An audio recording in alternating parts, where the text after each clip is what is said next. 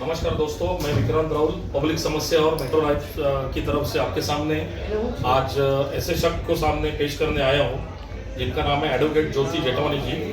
आज उनके जो बहन है नीलम जेठमनी जी का जन्मदिन भी है और आज इनका पहला कैरोके शो है जो आज राधा कृष्ण संगीतालय में संपन्न हो रहा है। और मैं कहना चाहूँगा मैडम से कि मैडम आप थोड़ा सा अपने बारे में कुछ थोड़ा सा परिचय दीजिए। शुक्रिया। मैं एडवोकेट ज्योति जेठमनी, मेरा प्रैक्टिस क्रिमिनल लॉयर में है, क्रिमिनल में है और मैं बहुत सारे क्रिमिनल केसेस लड़ती हूँ। स्पेशली क्रिमिनल केसेस लड़ती हूँ, स्पेशली सोशल ह्यूमन बींग्स और इंसानों के लिए, गरीब इंसानों के लिए और जिनके साथ इनजस्टिस होता है, गलत कुछ होता है, उनके लिए लड़ रहे हैं। और बेजुबान जानवरों के लिए, उनके लिए अगर कोई उनको मारता है, पीटता है या उनको कोई इंजरी करता है या मार डालता है या उनको रीलोकेट करता है तो उसके लिए भी हम लड़ रहे हैं। और तो और बीएमसी के खिलाफ एक्शंस ले रहे हैं हम लोग, क्योंकि वो रीलोकेट कर रहे हैं लोगों के कहने पे।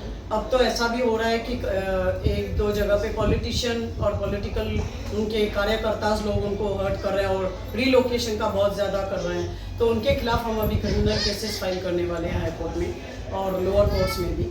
और बेजुबान के लिए हम लोग बहुत कुछ और कर रहे हैं कि उनको खाना खिलाते हैं। लास्ट 10 साल से हम लोग कम से कम 20-30 कुत्तों को रोज़ रात को खाना खिलाते हैं और चिकन बिरयानी बना के घर में। खुद हम वेजिटेरियन हैं बट उनके लिए न कटवाते हैं चिकन न कुछ, लेकिन लेफ़्ट ओवर चिकन लेते हैं और उनको चिकन बिरयानी बना के खिलाते हैं और उनका ट्रीटमेंट करते हैं। अगर वो बीमार हो या इंजरी हुआ हो उनको वो करते हैं। और अगर किसी और इलाके से अगर फटाकों के वजह से, क्रैकर्स की वजह से रीलोकेट होके आए तो उनका पिक्चर लेके हमारे एनजीओज़ के ग्रुप्स हैं, उनके ग्रुप में डाल के उनको उनके जगह पे वापस भिजवाते हैं सो दैट उनकी डेथ ना हो जाए, नहीं तो दूसरे एरिया में जाते हैं तो वो मर जाते हैं। तो वो सब कर रहे हैं। उसके सिवा क्रिमिनल केसेस करते हैं लोगों के लिए, काफ़ी गरीब लोगों के। और मेरा सबसे बड़ा biggest achievement, one of the biggest achievement है कि मेरा आहूजा कंस्ट्रक्शन के खिलाफ मैंने एफआईआर ली है ऑनरेबल हाईकोर्ट में। 150 झोपड़े वो नहीं दे रहे थे, कांचपारा का बहुत बड़ा प्रोजेक्ट है रीडेवलपमेंट का, एसआर वो किया है। और उसके बाद अब पॉलिटिकल लोगों से लड़ रहे हैं, एनिमल्स और सब इंसानों के लिए। एक्सटॉर्शन स्टॉप हुआ हमारे वजह से, लड़कियों से छेड़छाड़ स्टॉप हुआ है, एनिमल्स के साथ क्रूअल्टी वो सब स्टॉप हुआ है हमारे एरिया में, वो सब करते हैं। आजकल जो वुमन ट्रैफिकिंग का जो केसेस बहुत जगह पे हो रहा है, ऑल ओवर इंडिया में अलग अलग जगह पे हो रहा है, उसके बारे में आपको क्या कहना चाहिए? ये बहुत ज़्यादा इलीगल है। It is not valid and not legally allowed in our country. कहीं पे भी अलाउड नहीं है वुमेन ट्रैफिकिंग। तो it's a very big offence.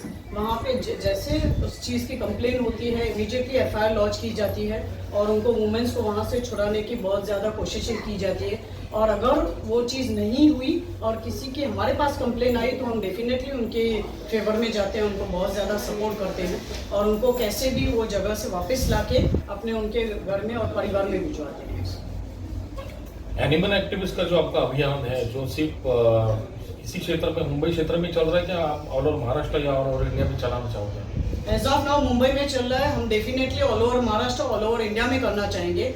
हमारा तो एक प्लान है कि अगर हो सके तो पूरे इंडिया के सभी डॉग्स, कैट्स, किसी को भी भूखा नहीं रहने दें। सबके लिए हम एक्चुअली टेम्पो लेके चिकन बिरयानी भर के उसमें जैसे वो दूध निकलता है ना, वैसे वो टेम्पो से निकाल के एक एक जगह पे एक एक डॉग और कैट को हम लोग फीडिंग करना चाहेंगे। ये हमारा इंटेंशन है।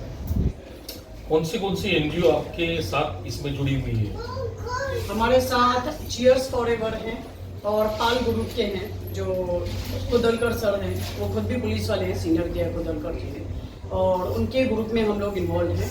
और जो भी प्रॉब्लम्स होते हैं या कुछ, तो जैसे हम लोग बाउल्स भी देते हैं एनिमल्स को, अगर गर्मी के सीज़न में उनको पानी के बाउल्स रखना है वो सब रखते हैं। और जगह जगह से इनवाइट करके लेके आके उनको रखते हैं, न सिर्फ रखते हैं, ये भी देखते हैं कि उसमें रोज़ पानी जाए, क्योंकि सूखा बॉल का मतलब ही नहीं है। तो पानी जाए, सब इधर उधर हॉकर सबको रिक्वेस्ट करते हैं इसमें पानी डालते रहे।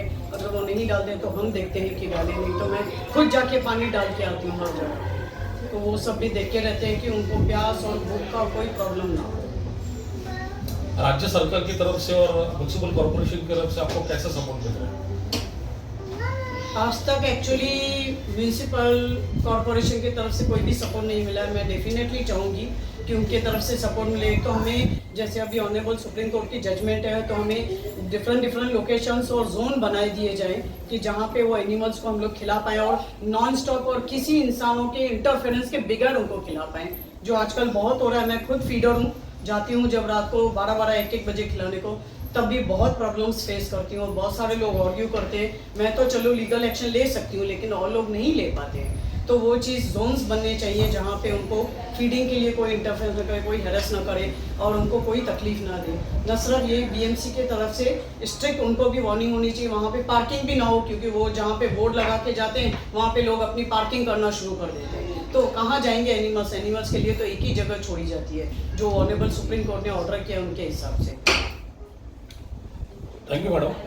दोस्तों, इससे यह जाहिर होता है कि वकालत करने के बावजूद भी मैडम एक सोशल एक्टिविस्ट है, एनिमल एक्टिविस्ट है और एक एंटरटेनमेंट के युग में भी उनका एक अच्छा कार्यभाग रहा है। तो मैं मैडम को पब्लिक समस्या मेट्रो सिटी लाइव की तरफ से हार्दिक शुभकामनाएं देता हूं। उनका आगे का जो प्रोफेशन है, उनका आगे का कार्य के लिए मैं उनको अभिनंदन करता हूँ।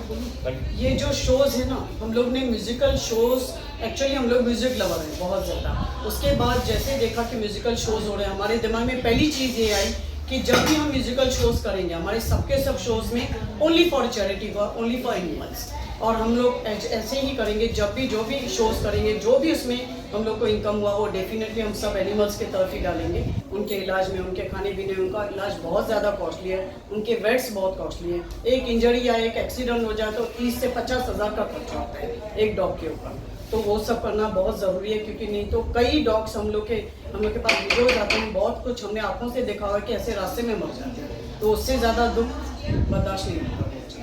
Thank you madam, thank you very much.